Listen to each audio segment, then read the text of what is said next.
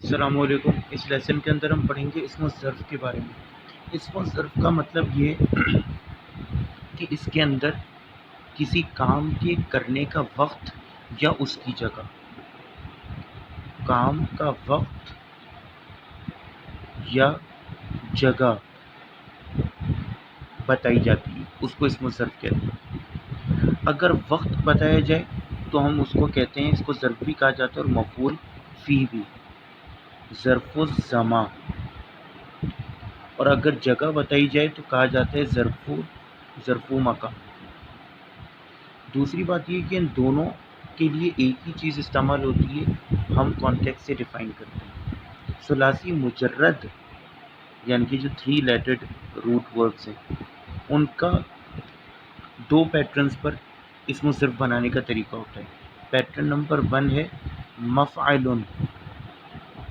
اچھا، اس میں آپ نے دماغ میں رکھنا ہے کہ صرف عین کلمے کی حرکت چینج ہوگی۔ اور پیٹرن نمبر 2 ہے مفعل۔ میم کے اوپر ہمیشہ آپ دیکھ رہے ہیں کہ زبر ہے، بس فعین لام کی جگہ آپ نے ڈال دینا ہے، بن جائے گا۔ دوسرا رول اس میں سمجھنے کا یہ کہ وہ جتنے بھی ثلاثی مجرد کے افعال ہیں جن کے مضارع میں عین کلمے کے اوپر فتحہ یعنی کہ زبر آتی ہے یا ضمہ، ان کا آپ بنائیں گے مفعل کے وزن پہ، عین کے اوپر فتحہ سے یاد رکھیں، مفعل کے وزن پہ۔ اور جس میں بھی زیر آتی ہے، جیسے جلس یجلس، باب ضرب یضرب یا حسب یحسب، تو اس کے اندر آپ مفعل کے وزن پہ بنائیں گے، زیر سے یاد رکھیں کیونکہ جلس یجلس میں زیر آتی ہے، مفعل۔ دوسری چیز آپ نے یاد رکھنی کہ ایکسیپشنس آر آلویز، جیسے سجدہ یسجد، اب ٹیکنیکلی مسجدو بننا چاہیے لیکن ہم مسجدو کہتے ہیں، تو ایکسیپشنس آر آلویز ہے۔ ایک ایگزامپل دیکھ لیتے ہیں، ہم لیتے ہیں کتب، تو کیونکہ اس کی عین کلمے کتب یکتبو پیش آ رہی ہے تو مفعول کے وزن پہ بنائیں گے، تو مکتبن، ٹھیک ہے، اس طرح بنے۔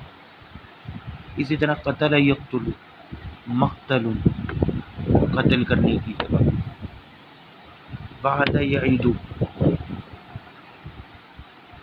موعد، وعدہ کرنے کی جگہ یا وعدے کا وقت، کیونکہ زیر آ رہے ہیں ان کلمے کے نیچے تو ہم نے موعد کے وزن پہ بنایا۔ نزل ینزل، منزل، شرب یشرب، مشرب، پینے کی جگہ، تو اس طرح ہوتا ہے۔ دوسری بات یہ کہ اگر کوئی ایسی جگہ ہے جہاں کام بہت زیادہ ہوتا ہو، جیسے مدرسے میں بہت زیادہ پڑھائی ہوتی ہے، تو پھر اس کا وزن ہوتا ہے مفعل، وہی مفعلہ ہوگا اور تا مربوطہ لگا دیں گے، مفعلۃ، تو مدرسۃ، مطبعۃ، مزرعۃ، مقبرۃ، مکتبۃ، مفعلۃ، یہ ایک چیز ہے۔ دوسری بات یہ اس میں یاد رکھنی کہ اسم الظرف چاہے مفعل یا مفعلۃ، ان تینوں میں سے کسی بھی وزن پہ ہے، اس کی جمع ہمیشہ جمع مکسر کی فارم میں آئے گی، یعنی مقتل تو مقاتل، اور ہمیشہ غیر منصرف ہوگی، مفاعلو کے وزن پر ہوگی جو کہ غیر جمع مکسر کا وزن ہے، اور غیر منصرف ہوگی یعنی کہ ایک پیش کے ساتھ، مسجد مساجد، مکتب مکاتب، دیکھ رہے ہیں، منزل منازل، مدرسۃ مدارس، مجلس مجالس، جلس یجلس مجلس، مجلس اور پھر مجالس۔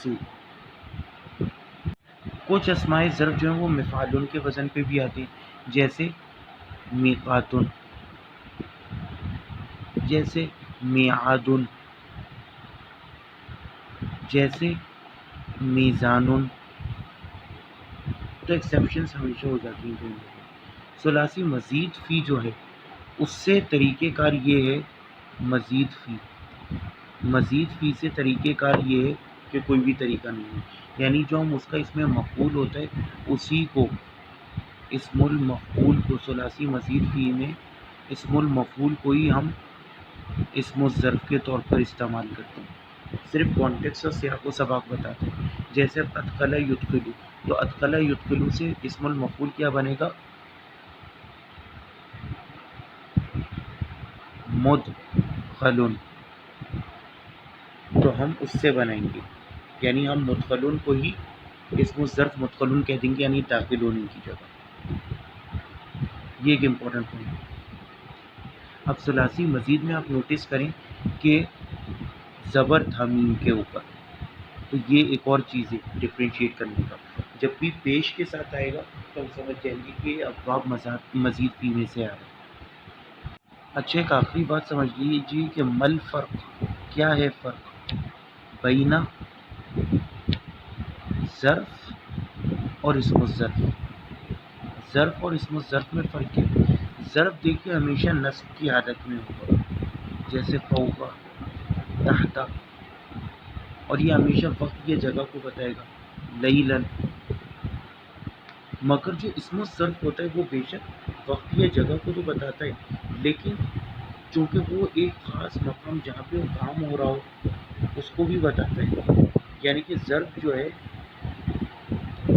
وہ جگہ اور وقت کو ظاہر کرتا ہے، لیکن ساتھ ساتھ زیادہ تر وہ ایک ویگ جگہ کے بارے میں استعمال ہوتا ہے اور وقت کو زیادہ تر بتاتا ہے. یعنی میں نے کہہ دیا کہ اندہ، اس کے پاس اب یہ بھی جگہ ہے اندہ، لیکن مخصوص جگہ نہیں ہے، جبکہ مسجد مخصوص ہے. تو اسم الظرف مخصوص جگہ کو بتاتا ہے، وقت کو بھی بتاتا ہے، اور اس کی تینوں اعرابی حالتیں بھی ہوتی ہیں. جیسے میں کہوں مساجد، اب یہ اس طرف کی حالت ہے. اگر میں کہوں کہ ان مشربہم، تو اب انا کی وجہ سے مشربو جو ہے یا مشربن جو ہے وہ نصب کی حالت میں چلا گیا. تو اب اولدو مشرب جو ہے وہ ظرف مکان ہے، لیکن اٹ ہیز چینج. تو اسم الظرف اور ظرف میں فرق ہوتا ہے کہ ظرف ہمیشہ نصب کی حالت میں ہوگا، لیکن اسم الظرف اپنی حالت ہی چینج کر سکتا ہے. والسلام علیکم ورحمۃ اللہ.